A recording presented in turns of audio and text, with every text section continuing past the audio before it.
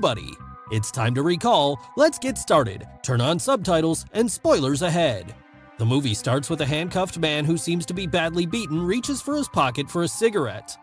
He removes a tin of tuna from his jacket and opens it as he smokes. He then places a kitten that came out of his jacket on the table. Across the table, we see a woman and a man who are questioning him.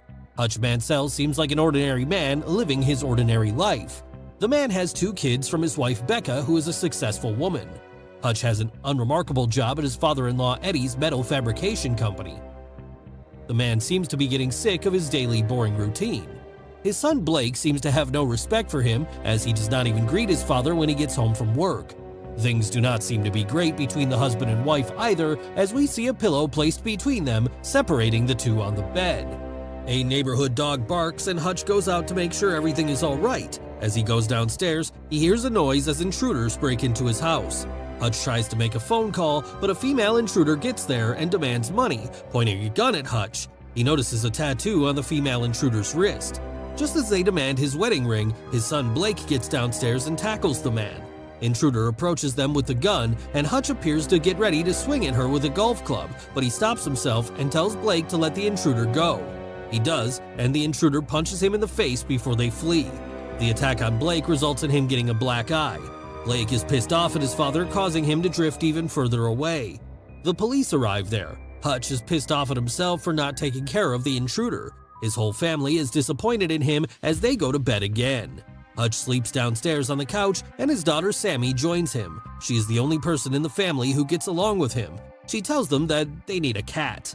The next day, Blake asks Hutch if he could interview him for a project on veterans. Hutch says that he is nothing more than an auditor. Becca tells Blake to ask his uncle, who was a real soldier. The family leaves the house to start their day, and Sammy hugs him on their way out. The neighbor tells Hutch that if it were him, he would have beaten the intruders. He then goes on to brag about his new car. The tedium of Hutch's week begins. Upon reaching the factory, he is questioned by his brother-in-law Charlie for not tackling the intruders. Charlie gives him a gun and asks him to keep his sister safe. Hutch takes the gun and keeps it in a box at the back of the refrigerator. We then see Eddie coming to Hutch to discuss his fair offer to buy the business from him. He tells Hutch that after a lifetime of hard work, he would like a great offer. Hutch tells him that he just wants something that is his. Hutch then locks his office and contacts his brother Harry, who is supposedly dead. They talk on the radio. He tells him that he held back from attacking the intruders as they were young, scared, and desperate. He further adds that their gun was not even loaded. Harry tells him that he did the right thing and asks him not to do anything stupid. Hutch then goes to see his father, who asks him if he remembers the man he once used to be. When Hutch gets home, he sees his family gathered around the dinner table. Blake barely greets him, and Becca asks after his day. Sammy, on the other hand, appears to have lost her kitty cat bracelet, which was in the bowl with the money that the intruders stole. Hutch then goes to see his father yet again. His father tells him that he better do this thing he has to do very well. He borrows his father's old FBI badge and gun to track down the burglars. Hutch goes to the tattoo parlors, shows them his badge, and one of them even makes fun of him, telling him that the badge is 20 years old. They ask Hutch who he really is. He tells them he's just a man looking for someone and pulls out his billfold. He dares them to take the cash from him. The people then see the tattoo on the wrist. This is when they change their attitude towards him. A man asks how they can help him. Hutch points at a tattoo in a picture, and they give him the address of the person who has the same tattoo. Hutch then goes to the address and enters the apartment with his gun pointed at the girl's boyfriend. He asks them to return his watch and the kitty cat bracelet. The couple's sick baby wakes up because of their shouting, and Hutch gets out of there. Outside, he punches a wall repeatedly. He is simultaneously angry and sad. He gets on the bus. A vehicle then approaches the bus and stops it. 5 thugs approach the closed door of the bus. A young girl on the bus is sitting alone, and the female bus driver looks scared as she opens the door. The thugs enter the bus and start messing with the passengers, trying to intimidate them.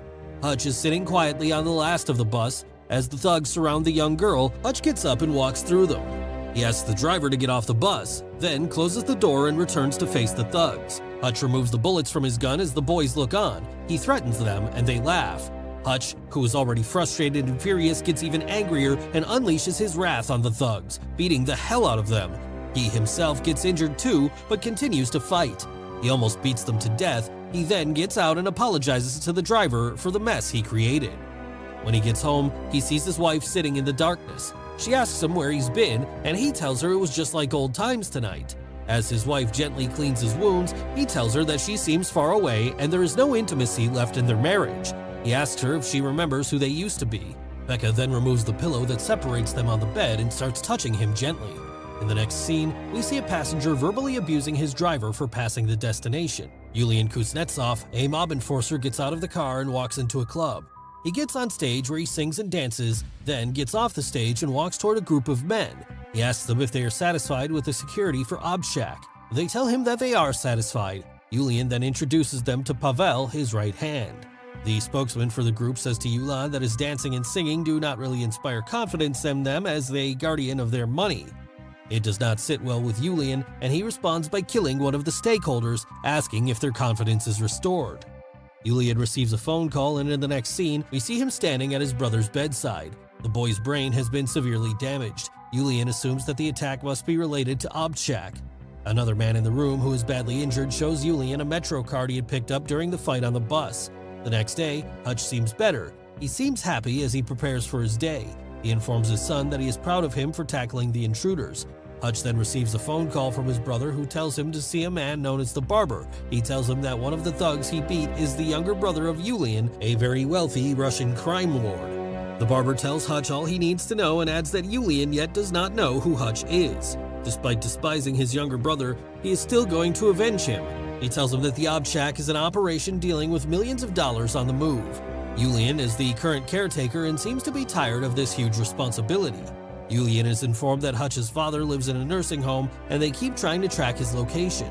Yulian's security blackmails a man in the Pentagon into checking the archives for information on Hutch. Hutch is listed as nobody. Hutch, on the other hand, looks happy as he prepares a meal for his family and suggests they all go to Italy. He then sees a car approaching and asks everyone in the family to go to the basement at once. Yulian has sent his dogs, led by his right hand Pavel, to attack Hutch. Hutch launches an attack on the attackers and kills most of them. Pavel eventually puts him down using a taser on him. They put Hutch into a car. Hutch dislocates his wrists to remove the handcuff. He finds a fire extinguisher and uses it to blind his abductors. The car crashes, and before Pavel dies, Hutch tells him who he actually is. He then runs home to open the basement door for his family. As Hutch runs back home, he calls David and warns him to watch himself. He then frees his family from the panic room, covering Sammy's eyes so he won't see the slew of dead bodies in the house. Hutch then sends Becca and the kids away to somewhere safe, and she asks him to make sure he returns to them. Becca drives away with the children to a safe place. Hutch places all the dead and injured men on his couch and starts speaking. He tells that he is a former auditor, an assassin employed by intelligence agencies to kill the people who consider themselves untouchable. He did this work professionally until he let a man he was supposed to kill go free. A year later, Hutch found that the man he had spared had built a new life and family for himself and was very happy. This is when Hutch decided to retire against the wishes of his superiors. Ever since he retired, he's done everything to stay away from the shadows of his old life. He then sees a kitty cat bracelet lying next to a pool of blood under the radio. Before he leaves, he tells the dead man that the bone burns to ashes at 1500 degrees without leaving a trace.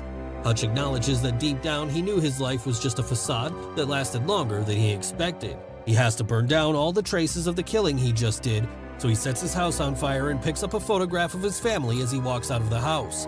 Remember his jackass neighbor, the one who once bragged about his new car to Hutch? Well, Hutch steals that very car and drives away. We then see a car with two assassins arrive at the nursing home. They go directly to Hutch's father's room and approach him as he pretends to be asleep. Just as they approach him, he kills both the assassins.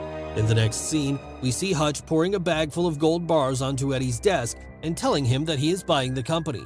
Yulian, on the other hand, watches the whole footage on the news and gets to know that Pavel has been killed by Hutch. Hutch, on the other hand, closes the factory temporarily.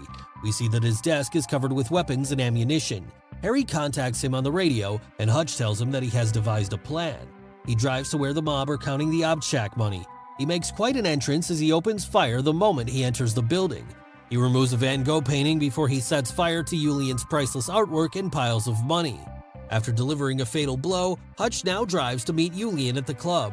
Yulian is surrounded by his henchmen, but Hutch has a plan. It turns out that he has an explosive device that was concealed under his napkin. Hutch has the detonator in his hand, so even if they try to get close to him, boom! Hutch then sits across the table as he talks to Yulian. He tells him that he has burned everything owned by Yulian to ashes. Yulian goes berserk at this.